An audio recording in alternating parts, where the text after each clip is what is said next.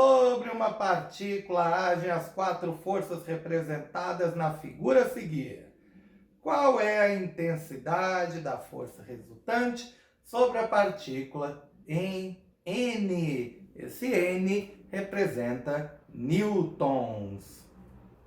Aí a pessoa ficou olhando, mas o prof na aula anterior só deu exemplo com dois vetores. Primeiro exercício que vai fazer, já coloca 4. Aí não dá, né? Aí fica difícil. Mas não, gente. Esse exercício se baseia na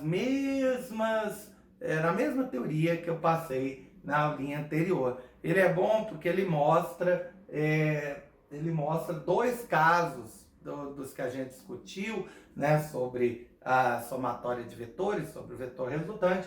Ele mostra dois casos na mesma questão.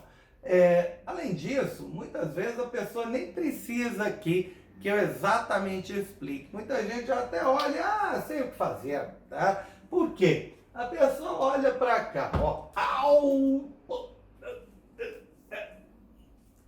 doeu, tá? Doeu, tem uma quina aqui, improvisos, né? Improvisos. Vou deixar na edição. Então, voltando, a pessoa olha para cá e percebe, ó, eu tenho um vetor de 12 newtons puxando para um lado e o vetor de 4 newtons que tem a mesma direção, ou seja, é horizontal, mas tem sentido oposto, está puxando para o outro lado. Bem, se eu olhasse apenas para esses dois vetores, seria fácil calcular o resultante, né? Então, vamos fingir que esses aqui não existem, tá? Depois eu desenho de novo. Vamos olhar apenas para esses dois vetores. Um de 12 newtons e o outro de 4 newtons para o lado oposto. Bem, neste caso, como é que a gente calcula a resultante?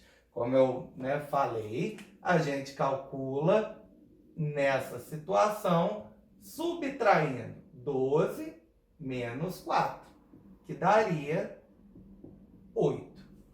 Beleza? E esse valor 8 seria para onde?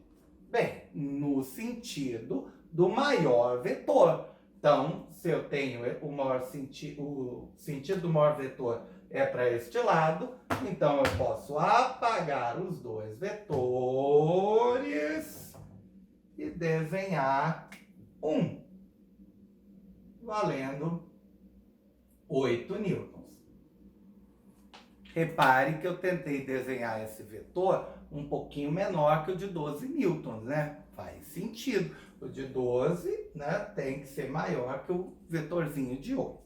Agora vamos olhar os dois vetores na vertical. Tem um de 8 newtons para cima e outro de 2 newtons para baixo.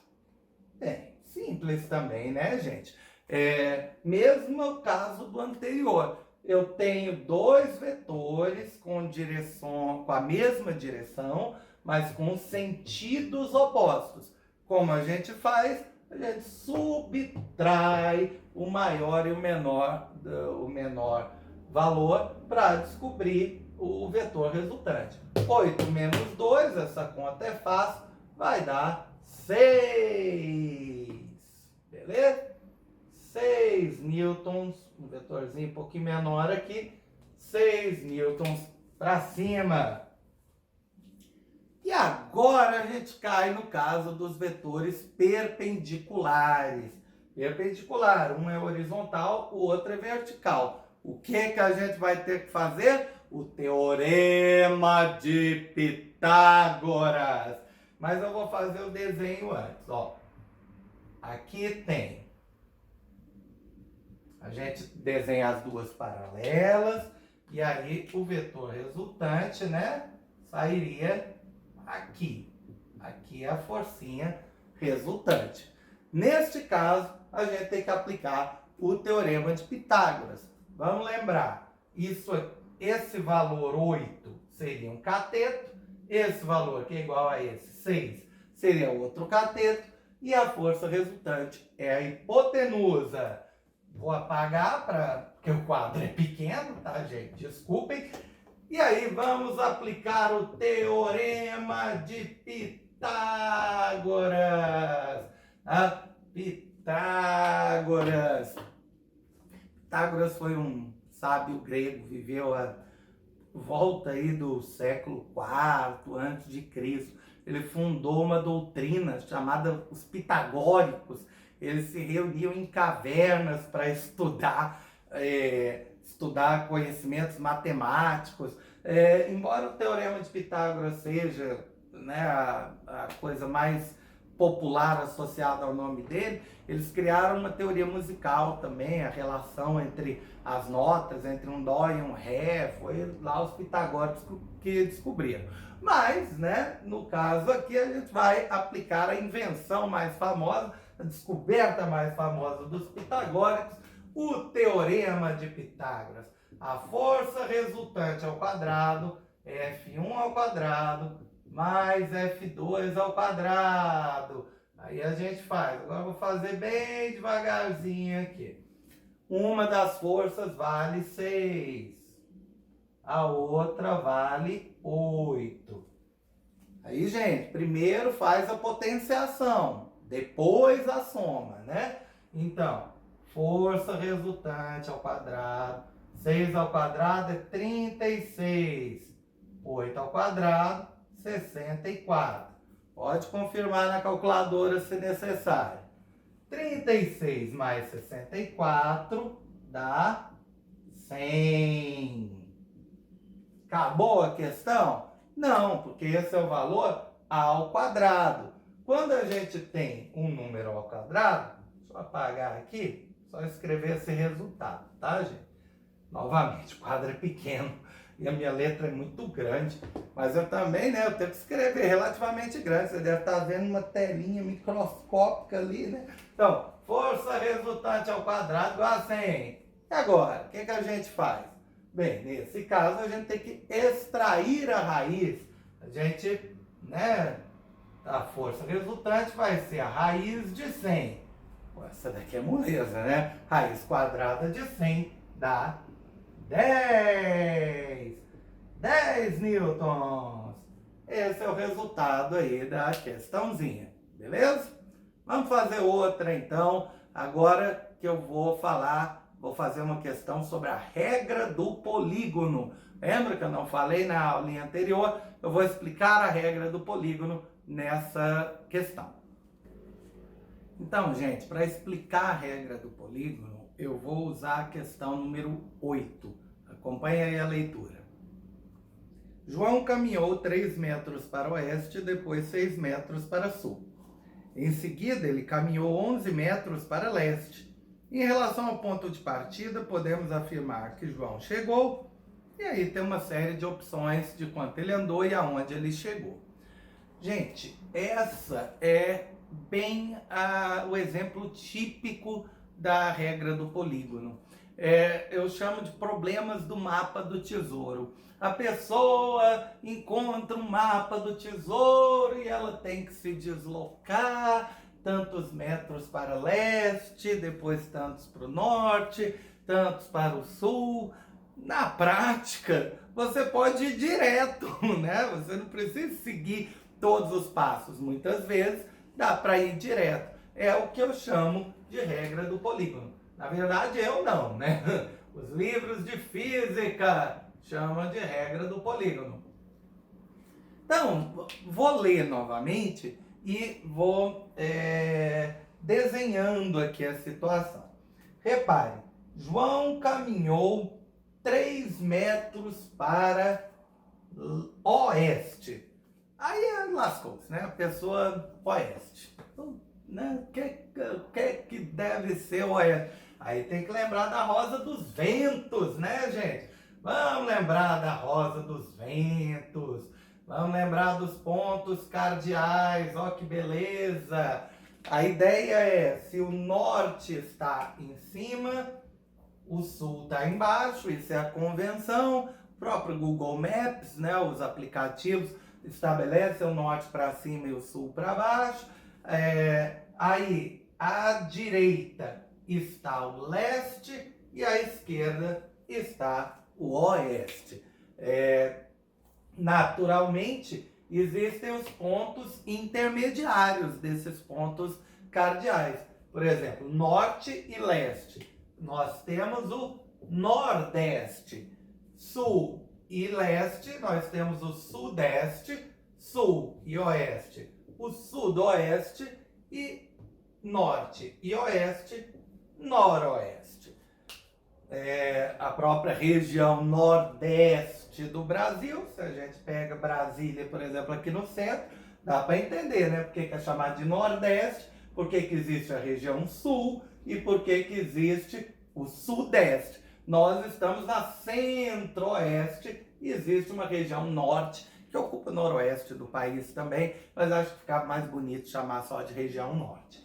Então, vamos agora, né, que já lembramos aí das aulinhas de geografia, vamos fazer o desenho da situação. João caminhou 3 metros para o oeste, então o João iniciou o seu deslocamento aqui e andou 3 metros para o oeste. Olha que beleza. Vou até desenhar um pouco mais para cá, porque como eu já falei algumas vezes, o quadro é pequeno. Então, temos aqui 3 metros. Em seguida, 6 metros para o sul. Repare, essa regra do polígono, você vai encadeando um vetor atrás do outro. É diferente dos exemplos que eu dei, onde todos saíam do mesmo lugar. Né? Você tinha lá o corpo e as forças todas saíam daquele corpo. Aqui não. Quando ele termina um deslocamento, ele já inicia outro de 6 metros para o sul. E em seguida ele caminhou 11 metros para o leste. Andou para cá, ó, 11 metros para o leste. E aí ele pergunta, podemos afirmar que João chegou?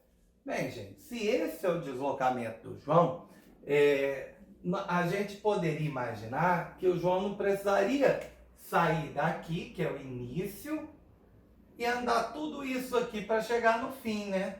Teria um jeito mais simples. O João poderia simplesmente fazer isso aqui, né? Deixa eu fazer um desenho bonitinho, tá? Eu poderia simplesmente fazer isso aqui. Este é o vetor resultante. Este vetor, ele fecha o polígono, daí o nome regra do polígono. Aí a pessoa não lembra o que é um polígono. Tristeza, né? Vou deixar para você pesquisar na internet. Brincadeira, vou falar o que é um polígono. Um polígono é uma figura fechada, tá, gente? É feita somente por retas. Então, esse aqui isso é um trapézio, por exemplo. Um triângulo é um polígono, um quadrado, um retângulo. Um círculo não é um polígono, porque é um círculo, né, feito de curvas, tá? Tem que ser apenas retas. Então, repare, sem o vetor vermelho, eu só tinha o caminho, estava aberto.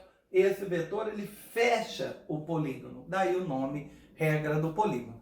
E aí, como é que a gente vai agora calcular esse vetor?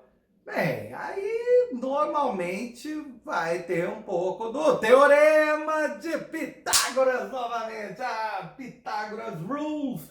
Então, vai ter o Teorema de Pitágoras de novo, tá? E como é que eu faria aqui? Tem diversos jeitinhos, tá? Para descobrir. Eu vou fazer um desenho aqui em azul, ó, só pegando essa parte aqui, ó. Vamos deixar o 11, né, para cá. Gente, olha só, né, eu baixei uma reta aqui, né, peguei uma partezinha, só para o triângulo ficar retângulo, porque, como sempre, o Teorema de Pitágoras só é aplicável em triângulos retângulos. Esse aqui, ó, esse triângulo é que eu estou pensando. Então, o resultante é a hipotenusa. E este cateto aqui? Bem, esse é fácil, né? É igualzinho este, que vale 6. E este outro lado? Bem, este outro lado, aí a gente tem que, né, pensar matematicamente. Mas é fácil. Se tudo vale 11 e aqui em cima vale 3, então esta parte vale 3, mas tudo vale 11. 11 menos 3 vai dar 8. Só para essa parte aqui, tá? Só para essa parte. Agora, Pitágoras. Olha que beleza. Resultante ao quadrado é igual a 6 ao quadrado mais 8 ao quadrado. Eu creio que a gente já fez essa conta hoje no vídeo, né? Não vou repetir. Dá o mesmo valor de antes da questão 7. A resultante vai dar 10 metros. Aí a pessoa olha para as respostas e lascou-se. Porque a letra A tem 10 metros e a letra B tem 10 metros. Só que tem uma diferença. Ele fala na letra A 10 metros para o sudeste e na letra B a 10 metros para o sudoeste. Se a gente olhar aqui esse vetorzinho, né, ele está entre o sul e o leste. Então ele vai para sudeste.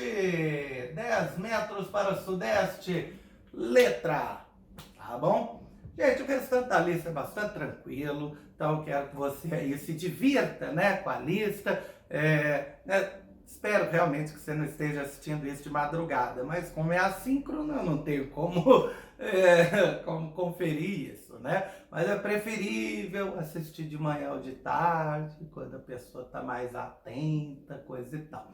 Então, acho que por hoje tá bom, né? Ah, beleza. Outro beijo. Tchau!